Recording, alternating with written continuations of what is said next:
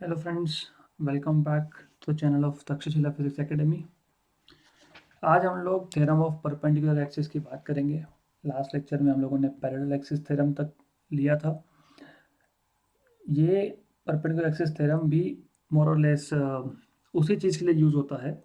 मतलब moment of inertia हम लोगों को पता होता है किसी भी एक बॉडी का through centre of mass about an axis passing through centre of mass. जब axis of rotation centre of mass से पास होता है तो उस केस में मोमेंट ऑफ इनर्शिया निकालना मैथमेटिकली सिंपल होता है, क्योंकि अगर स्पीयर होगा, रिंग होगा या डिस्क होगा तो सेंटर ऑफ मास के अबाउट मास जो होता है वो सिमेट्रिकली डिस्ट्रीब्यूट होता है।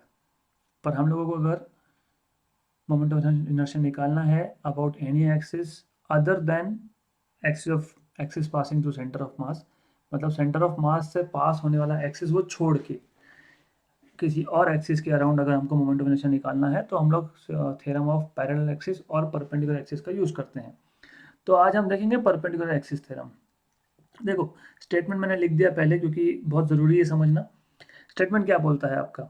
The moment of inertia I Z, मतलब ये जो है मुझे moment of inertia about Z axis find करना है, तो इसलिए मैं बोल रहा हूँ moment of inertia I Z of a laminar object. Laminar object मतलब लाइक अ पेपर, पेपर जैसे थिन होता है, टू डायमेंशनल सरफेस होती है वो।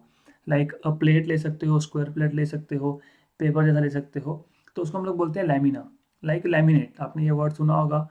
इंडिया में बहुत जगह पे फर्नीचर के ऊपर लैमिनेट लगाते हैं, तो मोर और less it is like paper thin object, एकदम पतला होता है बेसिकली।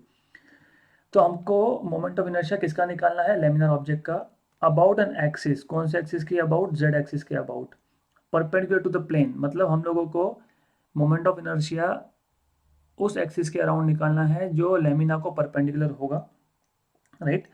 और उन्होंने बोला है this moment of inertia is the sum of its moment of inertias about two mutually perpendicular axis X and Y in its plane. तो जैसे आप डायग्राम से देख रहे हो, एक्स एक्सिस और वाई एक्सिस ये जो है ये ऑब्जेक्ट के लेमिना के प्लेन में है। तो according to definition I Z is equal to I X plus I Y, ये हो गया मैथमेटिकल डेफिनेशन, मैथमेटिकल स्टेटमेंट। और तीनों के तीनों एक्सिस जो है वो कॉन्करेंट होने चाहिए, मतलब तीनों के तीनों एक्सिस एक कॉमन पॉइंट से पास होने चाहिए, जो हमारे केस में ओ पॉइंट है यहाँ पे। तो सिंपल चीज़ है, हम लोगों को लेमिना का मोमेंट ऑफ इनर्शिया निकालना है about an axis perpendicular to the lamina, वो निकालना है हमको। तो डायग्राम भी ड्रॉ करके रखा है। अब हम लोग देख देते हैं इसका डेरिवेशन, डिराइव कैसे करेंगे। आपको ज़्यादा कुछ यहाँ पे पता होना नहीं चाहिए, बहुत सिंपल सा डेरिवेशन है। सिर्फ आपको इसमें बेसिक मोमेंट ऑफ इनर्शिया का डेफिनेशन पता होना चाहिए, वो हम देखेंगे। सबसे पहले I will write down some theory जो हमको लगने वाला है। तो ये क्लासेस नॉर्मली 12th के बोर्ड के प्रिपरेशन के हिसाब से है, तो आप लिखना कैसा है वो भी बताते जाऊँगा मैं कभी कभी in some lectures. So consider a lamina as shown in figure. हमने एक लैमिना ले लिया। अब हमने दो एक्सिस ले लिए। Consider axis axis O X and O Y be mutually perpendicular, क्योंकि ये दोनों म्यूचुअली परपेंडिकुलर है। म्यूचुअली परपेंडिकुलर कहाँ पे थे ये axis? In the plane of lamina, in the plane of lamina. We know that, हम लोगों को मोमेंट ऑफ इनर्शिया का बेसिक डेफिनेशन पता है। क्या था डेफिनेशन मोमेंट ऑफ इनर्शिया का? I is equal to integration D M, where D M ये एक छोटे से एलिमेंट का मास है, इनटू आर स्क्वायर, जहाँ पे ये आर उस एलिमेंट का एक्सिस से डिस्टेंस है। हमारे केस में यहाँ पे हम लोग ये जो मास एलिमेंट है डी एम, वो हम लोग रख रहे हैं पी पॉइंट पे, तो यहाँ पे हमारा हो गया मास एलिमेंट डी एम। इसका एक्सिस से डिस्टेंस हो गया ओ पी बेसिकली, राइट। लेकिन उससे पहले हम लोग इसको सॉल्व कर लेते हैं एक्स और वाई एक्सिस के लिए। अब आपको डायग्राम में दिख रहा है कि अगर मैं इस P पॉइंट से एक्स एक्सिस पे अगर मैं परपेंडिकुलर ड्रॉ करता हूँ तो मतलब वो जो एक्सिस है वाई एक्सिस लो या एक्स लो, मैं एक एक करके लेता हूँ। मैं पहले ले लेता हूँ एक्स एक्सिस। तो पी पॉइंट से मैं अगर एक्स एक्सिस पे परपेंडिकुलर ड्रॉप कर रहा हूँ तो उस पॉइंट को मैं बोल देता हूँ एम, और ये डिस्टेंस हो गया वाई। हमेशा याद रखना ये आपके एक्सिस सिस्टम ऐसा है, ये आपका जेड एक्सिस है, ये आपका एक्स एक्सिस है, हमारा पॉइंट यहाँ पे है पी। यहाँ से मैं जब परपेंडिकुलर ड्रॉप करूँगा तो ये जो डिस्टेंस है पी एम, ये वाई होगा, क्योंकि ये वाई एक्सिस को पैरेलल है तो वो वाई होता है कभी भी। तो ये पता होना चाहिए, तो ये वाई हो गया आपका। सिमिलरली अगर आप, एक मिनट थोड़ा डायग्राम रेक्टिफाई कर लेते हैं यहाँ पे। यस, सिमिलरली अगर आप वाई एक्सिस पे नॉर्मल ड्रॉप करोगे, एन नाम दोगे, तो ये हो जाएगा एक्स डिस्टेंस, राइट। ये ओ पॉइंट था हमारा, ये ओपी था। अब by definition moment of inertia around x axis क्या होगा? सो moment of inertia about x axis ये क्या होगा? इसको मैं आई एक्स नाम दे देता हूँ। ये आपका होगा इंटीग्रेशन डी एम। मतलब जो मास आपने रखा हुआ है वो मैं लिख देता हूँ यहाँ पे, इंटू डिस्टेंस का स्क्वायर। अब ये जो पी पॉइंट है इसका एक्स एक्सिस से डिस्टेंस कितना है? P M square. P M को हमने नाम देके रखा है क्योंकि वो वाई है, तो Y square D M. Equation number 1। Similarly आप मोमेंट ऑफ इनर्शिया निकाल सकते हो about Y axis, that is I Y is equal to integration D M. और वाई एक्सिस के अराउंड, मतलब ये वाई एक्सिस के अराउंड जब मोमेंट ऑफ इनर्शिया निकालना है तो उस मास एलिमेंट डी एम का डिस्टेंस कितना है वाई एक्सिस से? P N. तो पी एन का square which is nothing but X square D M. Equation number 2। also moment of inertia about z axis, मतलब अगर अब बॉडी हम लोग z एक्सिस के अबाउट अगर हम लोग रोटेट करते हैं, जैसे डायग्राम में बताया है, हम लोग उस बॉडी को रोटेट करेंगे अबाउट z एक्सिस। पहले हम लोगों ने अबाउट x एक्सिस रोटेट किया, हमको moment of inertia I X मिल गया। फिर हम लोगों ने उसी बॉडी को अबाउट y एक्सिस रोटेट किया, हमको आई वाई मिल गया। अब हम अबाउट z एक्सिस रोटेट करेंगे तो आई जेड क्या आएगा? Integration D M. पर वो डी एम का डिस्टेंस कितना है जेड एक्सिस से? दैट इज ओ पी और पी ओ। सो मान लेते हैं पी ओ स्क्वायर, राइट। अब फ्रॉम ज्योमेट्री या फिर पाइथागोरस थ्योरम अगर आप यहाँ पे यूज कर रहे हो तो आपको दिखेगा कि ये P O is nothing but P N plus P N square plus N O square by Pythagoras theorem. और ये डी एम बाहर लिख देते हैं हम लोग, और don't forget this is integration sign outside. तो ये आपका आ जाएगा integration P N square D M plus integration N O square D M. तो ये आपका P N square D M integration, ये आपका था आई वाई, तो ये आ गया आपका आई वाई प्लस आपका जो एन ओ है, एन ओ जो है ये पी एम को पैरेलल साइड है, तो फिर आप यहीं पे लिख सकते हो इसको integration N O square D M, क्योंकि वो दोनों पैरेलल है तो इक्वल है। मतलब जो सेकेंड टर्म है वो आपको देगा आई एक्स। तो ये हो गया आपका परपेंडिकुलर एक्सिस थ्योरम प्रूव हो गया है बेसिकली। तो बहुत सिंपल सा चीज़ था, मैं वापस रिपीट कर रहा हूँ, बहुत सिंपल है ये, कुछ ज़्यादा डिफिकल्ट नहीं है इसमें। हम लोगों को करना क्या था?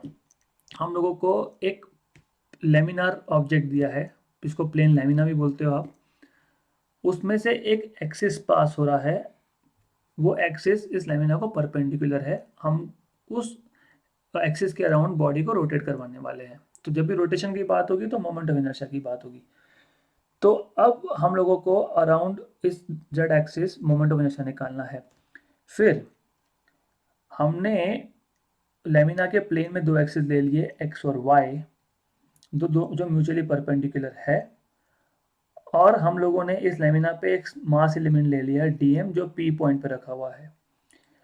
अब ये जो z एक्सिस है ये x और y एक्सिस को कॉन्करेंट है, तो यहाँ पे मैंने मेंशन नहीं किया, मैं बोल देता हूँ x, y and z axis are concurrent, वो सब एक ही पॉइंट से पास होने वाले हैं, ये इंपॉर्टेंट है इस चीज़ में। एनीवेज, तो हमको ix और iy पता है, ऐसा अज्यूम कर रहे हैं, iz निकालना है हमको, तो मैथमेटिकली डेफिनेशन लिखा है, उसका स्टेटमेंट भी यहाँ दिया है।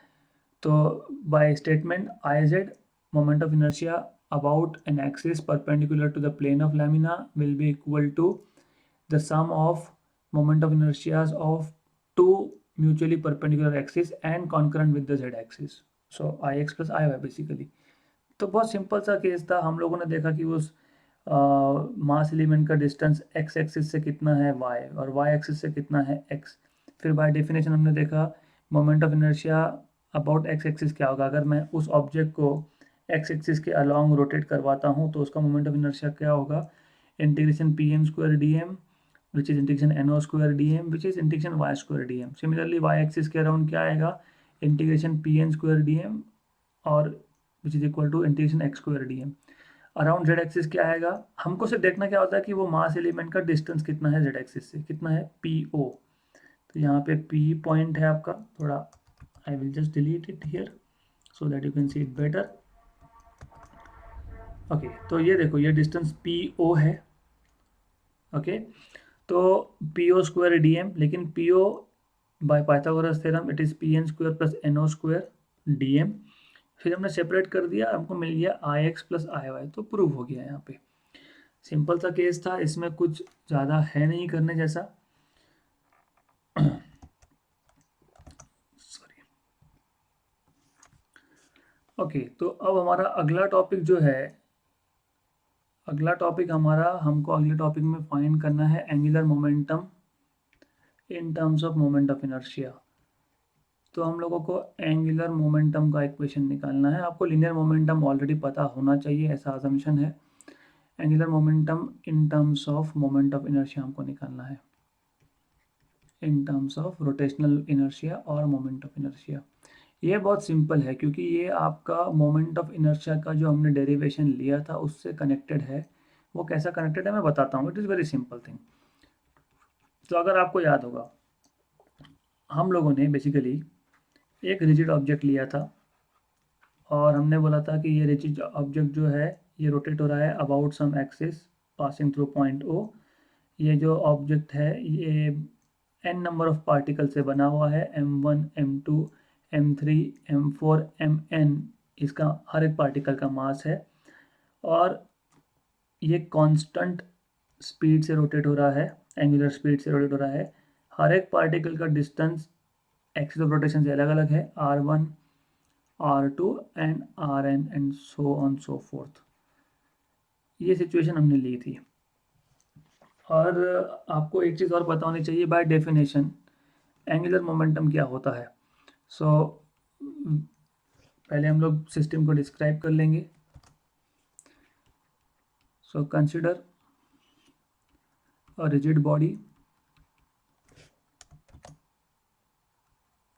body,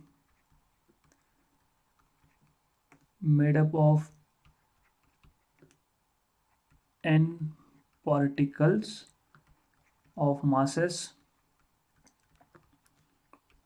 m1 m2 mn at distances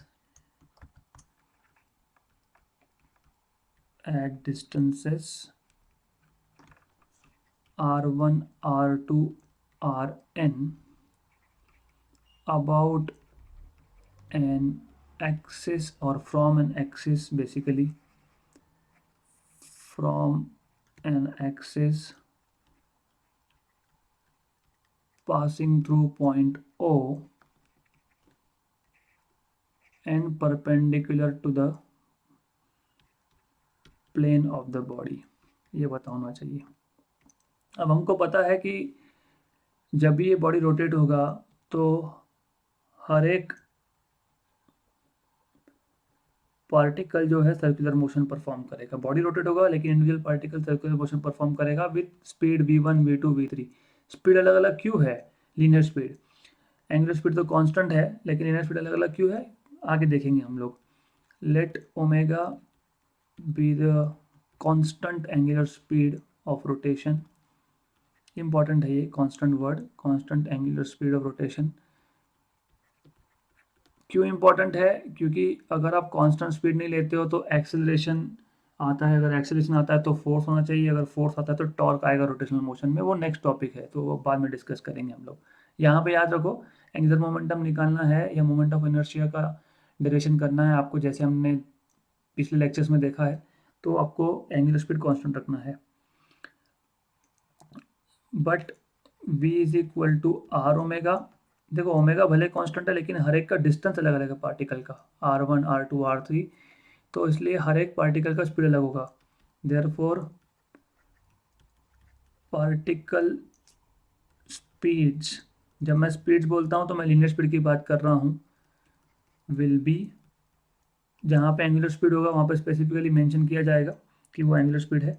so particle speeds will be v1 equal to r1 omega, v2 equal to r2 omega and so on, vn equal to rn omega. यहाँ तक पता होना चाहिए।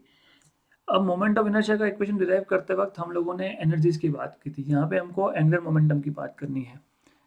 हमको पता क्या है? हमको पता है कि एंगुलर मोमेंटम का इक्वेशन क्या था, अगर आपको याद होगा। How do you define angular momentum? Angular momentum is L bar equal to, अब यहाँ पे होता है एक बहुत बड़ा कंफ्यूजन, मैंने देखा है स्टूडेंट्स को वो r क्रॉस p और p क्रॉस r में बहुत कंफ्यूज हो जाते हैं, तो यहाँ पे एरर का चांस नहीं है। ठीक है, हमको इस स्टेज में नहीं लगने वाला क्योंकि हम लोगों को यहाँ पे सिर्फ हमको स्केलर डेरिवेशन करना है, तो ज़्यादा मैटर नहीं करेगा हमारे केस में। तो एल बार जो है वो r क्रॉस p बार होता है, तो आप इसको लिखते हो L bar equal to R P sine theta, क्योंकि क्रॉस प्रोडक्ट है तो मैग्नीट्यूड आएगा L equal to R P sine theta. अब हम लोगों ने ऑलरेडी बोल दिया कि जब बॉडी रोटेट होगा तो individual particle circular motion perform करेगा, और सर्कुलर मोशन में हमेशा ही v और r होता है आपका परपेंडिकुलर। क्यों इंपॉर्टेंट है? यहाँ पे दिखाया है मैंने, ये एंगल 90 डिग्री बनता है। क्यों इंपॉर्टेंट है? क्योंकि मैं इसको लिख सकता हूँ r, what is p, linear momentum क्या होता है, mv sine theta. But in circular motion क्यों बोल रहा हूँ? क्योंकि पार्टिकल उस ऑब्जेक्ट का, जो जो ऑब्जेक्ट रोटेट हो रहा है उसका हर एक पार्टिकल सर्कुलर मोशन परफॉर्म कर रहा है। But in circular motion r bar and v bar are perpendicular, therefore theta is 90, तो आपको मिल जाए थीटा इज 90 डिग्री, तो आपको मिल जाएगा L equal to M V R sine of 90 which is 1, तो मिल जाएगा आपको एम वी आर। ये इंपॉर्टेंट चीज़ है, ये पता होगा तो आगे आप सॉल्व कर सकते हो, इतना आपको पता होना चाहिए। This is basic idea here. Alright, अब ऐसा यहाँ तक समझा है, ऐसा अज्यूम कर रहा हूँ। अब हर एक, हाँ एक चीज़ सॉरी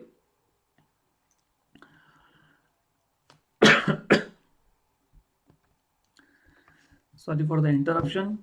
और एक चीज़ हम लोग यहाँ कर सकते हैं, हमको पता है v is equal to R omega होता है, इसलिए हम लिख सकते हैं L equal to M V की जगह पे आर ओमेगा इंटू आर, तो हमको मिल जाएगा एम आर स्क्वायर ओमेगा, तो ये पता है। अब हमको यहाँ पे एंगुलर मोमेंटम पूरी बॉडी का निकालना है, क्योंकि पूरा बॉडी रोटेट हो रहा है, तो पूरी बॉडी को एंगुलर मोमेंटम कहाँ से मिलेगा? हर एक पार्टिकल के इंडिविजुअल एंगुलर मोमेंटम का सम करने के बाद, मतलब हम लोग पहले हर एक पार्टिकल का एंगुलर मोमेंटम निकाल लेंगे। Therefore angular momentum of particle 1 is L1 M1 R1 square omega 1 मत लिखना, क्योंकि बॉडी कांस्टेंट एंगुलर स्पीड से रोटेट हो रहा है। सिमिलरली आप लिख सकते हो L2 is equal to M2 R2 square omega Ln equal to nth particle के लिए Rn square omega, right.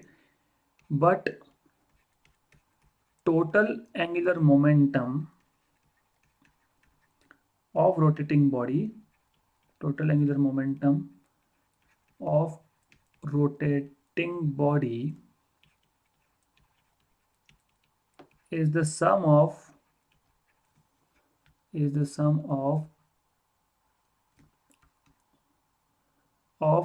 angular momentum of all the particles, of angular momenta of all the particles, okay. तो हम लिखेंगे L equal to L1 plus L2 plus L3 and so on Ln, okay. All right, so और एक चीज़ यहाँ पे हम लोगों ने जो डिस्कस नहीं की, वैसे वो नहीं डिस्कस किया तो भी चलता है, बट आई वांट कि आपको पता होना चाहिए। देखो, आप एंगुलर मोमेंटम को ऐसे ही ऐड नहीं कर सकते, क्योंकि ये वेक्टर क्वांटिटी, हम लोग फिलहाल इसको स्केलर फॉर्म में लिख रहे हैं, तो ऐड क्यों कर पाए हम लोग। अगर आपको ओरिजिनल इक्वेशन याद होगा वेक्टर फॉर्म में, आर बार क्रॉस पी बार, तो जो पहला पार्टिकल है, मैंने जैसे बताया आपको, जब बॉडी रोटेट होता है तो हर एक पार्टिकल सर्कुलर मोशन परफॉर्म करता है। जो पहला पार्टिकल है, 1 नंबर का पार्टिकल था, उसके लिए मोमेंटम का डायरेक्शन था ये, क्योंकि मोमेंटम और वेलोसिटी का डायरेक्शन, वी बार का डायरेक्शन, लीनियर वेलोसिटी का डायरेक्शन सेम होता है, और आर बार का डायरेक्शन मतलब R1 का डायरेक्शन था ये। तो अगर आप आर बार क्रॉस पी बार करोगे पहले पार्टिकल के लिए, तो उसका डायरेक्शन जाएगा अपवर्ड्स मतलब along the Z axis, along the axis of rotation, मतलब ऊपर की तरफ जाएगा ये। Basically this is what I am saying. तो direction of angular momentum of first particle will be here. Similarly अब सेकेंड पार्टिकल की बात करोगे तो सेकेंड पार्टिकल भी सर्कुलर मोशन परफॉर्म करेगा जब बॉडी रोटेट होगा। उसके लिए भी v2 बार या फिर p2 बार, यहाँ पे p1 बोल देता हूँ पहले पार्टिकल को, दूसरे पार्टिकल के लिए p2 बार। उसके लिए डिस्टेंस जो है ये r2 है, r2 बार। उसके लिए भी जो एंगुलर मोमेंटम का डायरेक्शन है वो अपवर्ड्स है अलोंग जेड एक्सिस। तो मतलब क्या है बेसिकली कि हर एक इंडिविजुअल पार्टिकल का जो एंगुलर मोमेंटम का डायरेक्शन है, वो सबके सब डायरेक्शन जो है वो सेम डायरेक्शन में है। और वेक्टर्स जब सेम डायरेक्शन में होते हैं तो हम ऐड करते हैं, इसलिए हम लोग यहाँ पे ऐड कर रहे हैं। हम लोग भले ही मैग्नीट्यूड वाइज बात कर रहे हैं, लेकिन डायरेक्शन सेम होने की वजह से एडिशन होता है, ये पता होना चाहिए आपको, ये रेलिवेंट है यहाँ पे। Therefore L is equal to L1 क्या था आपके पास, M1 R1 square omega plus M2 R2 square omega, nth particle तक के लिए आपको ऐड करते जाना है। तो आप क्या करोगे, इसमें से M1 R1 square plus M2 R2 square plus up to Mn Rn square लिख लोगे यहाँ पे, और ओमेगा को कॉमन निकाल लोगे। और बाय डेफिनेशन हमको पता है कि ये M1 R1 square plus M2 R2 square ये होता है आपका मोमेंट ऑफ इनर्शिया। तो आपको मिल गया L is equal to I omega. तो हमें यही डिराइव करना था, टॉपिक का नाम भी ये था, angular momentum in terms of moment of inertia. तो वापस रिपीट कर रहा हूँ, 2-3 चीज़ें इंपॉर्टेंट हैं यहाँ पे। एक, हम लोगों ने रिजिड बॉडी लिया है, n नंबर ऑफ पार्टिकल से बना हुआ है, ये रोटेट हो रहा है with constant angular speed. Constant angular speed ये इंपॉर्टेंट है। हर एक पार्टिकल का डिस्टेंस जो है वो एक्सिस ऑफ रोटेशन से R1 R2 Rn अलग अलग डिस्टेंस है, मतलब एक्सिस ऑफ रोटेशन जो है ये बॉडी को परपेंडिकुलर है, बॉडी के प्लेन को परपेंडिकुलर है। फिर हम लोगों ने देखा कि यहाँ तक तो आपका ऑलरेडी हुआ है, अलग अलग पार्टिकल का स्पीड अलग अलग होगा, v1 equal to R1 omega, v2 equal to R2 omega. फिर एंगुलर मोमेंटम की बात हो रही है तो हम लोग एंगुलर मोमेंटम का बेसिक डेफिनेशन यूज़ कर लेंगे, R bar cross P bar which is R P sine theta, क्योंकि क्रॉस प्रोडक्ट है। बट पी क्या होता है, एम वी, तो ये हो गया आपका M V R sine theta. लेकिन सर्कुलर मोशन में आपको पता है कि वी बार और आर बार दोनों परपेंडिकुलर होते हैं, तो थीटा 90, तो साइन 90 इज़ 1, तो आपको मिल गया M V R basically L. लेकिन v क्या है, आर ओमेगा है, तो मैंने वो सब्स्टिट्यूट कर दिया, तो मुझे मिल गया L equal to M R omega, M R square omega. ये जनरल फार्मूला हो गया हमारा। अब इंडिविजुअल पार्टिकल्स का एंगुलर मोमेंटम की बात करेंगे तो m1r1 square omega, m2r2 square omega and so on. Total angular momentum जो है बॉडी को, जो बॉडी रोटेट हो रहा है उसको कहाँ से मिलेगा, it will be sum of सब जितने भी इंडिविजुअल पार्टिकल है उस सब का एंगुलर मोमेंटम का मैं एडिशन करते जाऊंगा तो मुझे टोटल एंगुलर मोमेंटम मिलेगा। ठीक है, उसको ऐड कर लिया, सिंप्लीफाई कर दिया। Okay, that's it for the day. अगला we I will upload next lecture soon. Stay tuned and take care, stay safe.